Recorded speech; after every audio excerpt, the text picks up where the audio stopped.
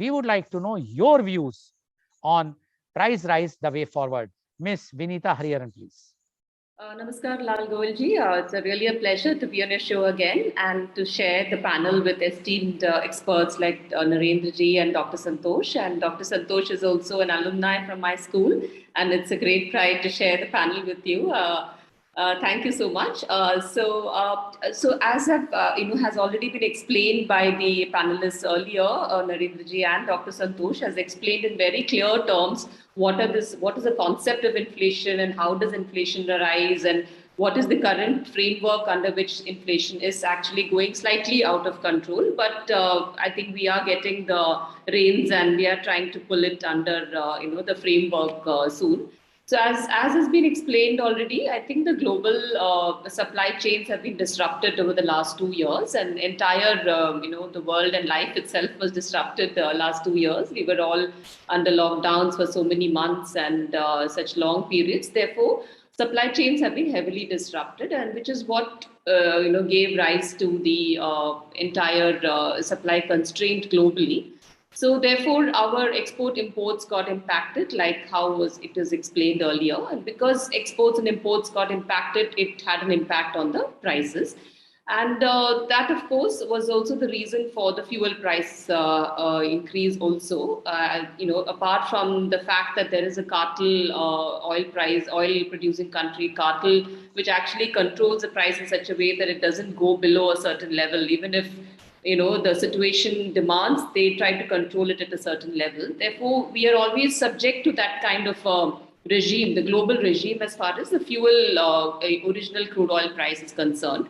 So, and since we are heavily dependent on oil from outside, that is the base point always. Today it's almost $84 a barrel, so which is actually contributing to a large percentage of the high petrol price that is there today, apart from, of course, taxes at the central and the state level, which is almost 50% of the cost of petrol is taxes, and the remaining 50% coming from the base crude oil price and other prices, commissions to tax to dealers, etc.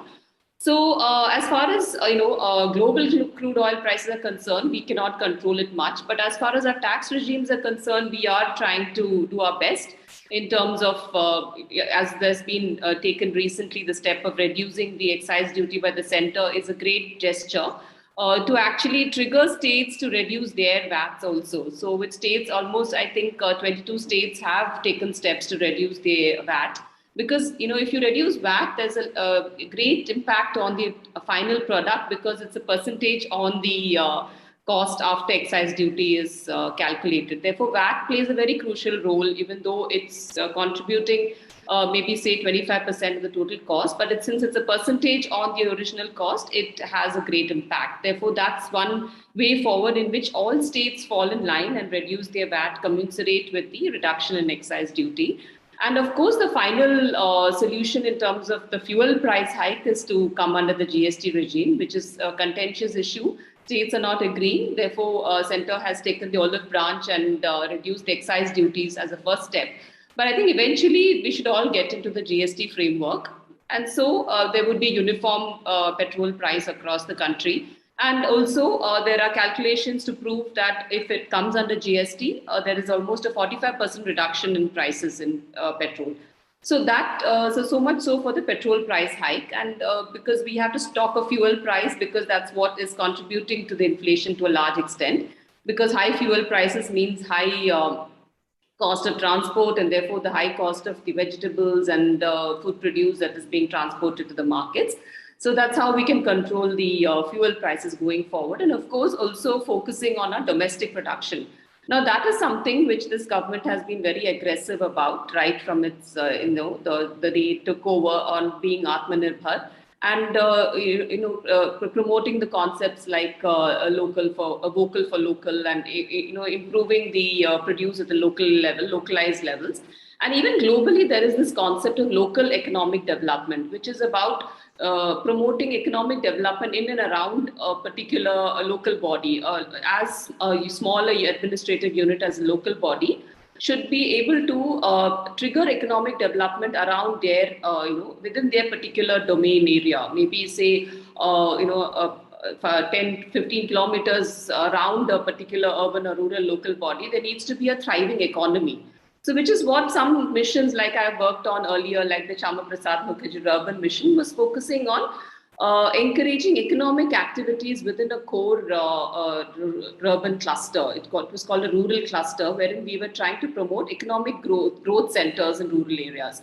In a population of about 25 to 50,000, we were trying to give subsidies for incentivizing local economic development, say it's agri-producing or milk production or whatever the local economy facilitates. We were trying to give subsidies for that. So that's a very important concept which this government is also very aggressive about. They are improving localized production and improving the local economy so that our dependence on global supply chain is reduced to that extent.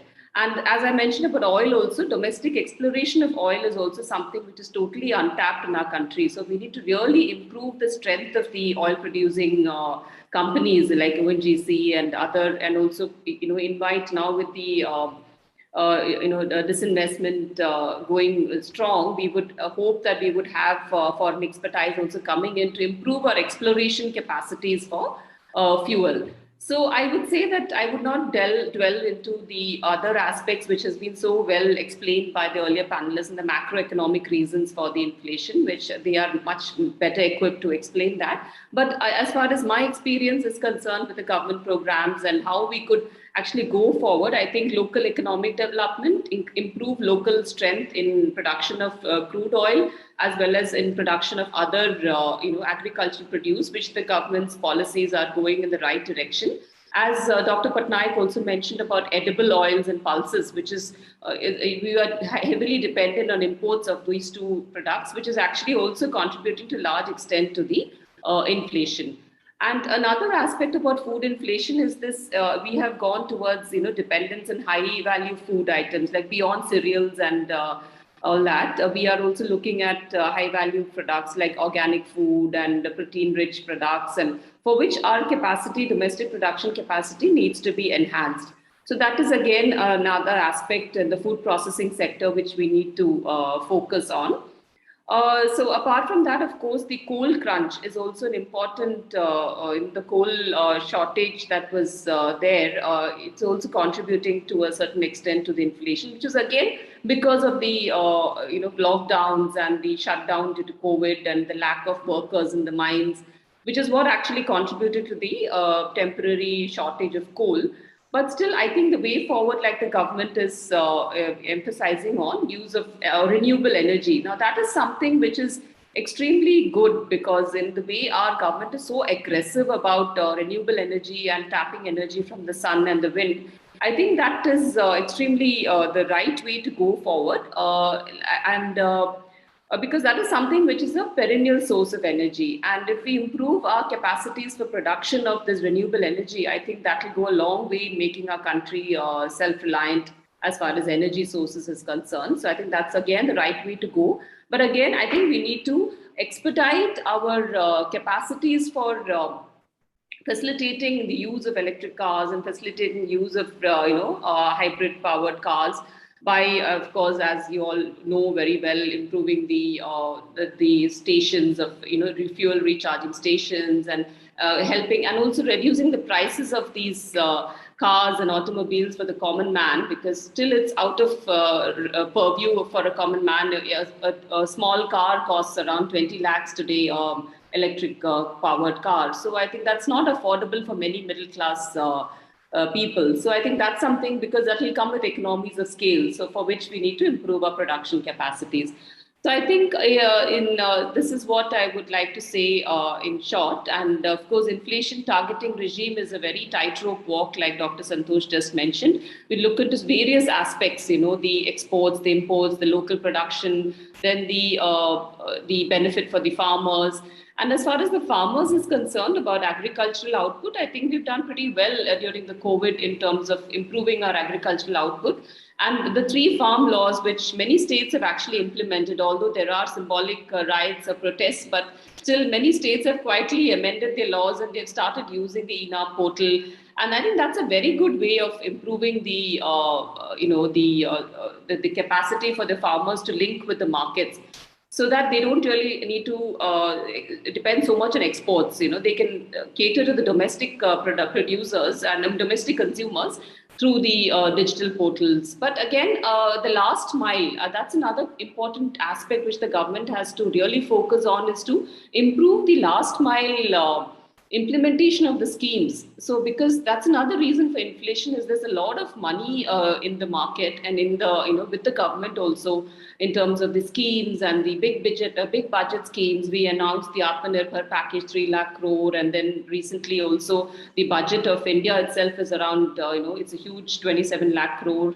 So I think all of this, now the spending has to happen, and there has to be last mile implementation, last mile infrastructure, provision, so that this money is spent. Only then would the inflation also, that will also have a huge impact on bringing the inflation within the targeted regime of 2 to 6%. So I think that's a very important area which the government really needs to further strengthen. I would feel, being very self-critical, that we need to really improve our last mile implementation of programs. So that's it. Yeah, that's it from me, Goelji. Okay. Thank you so much. Okay, thank you very much, Ms. Vinita Hariharan, for giving your views.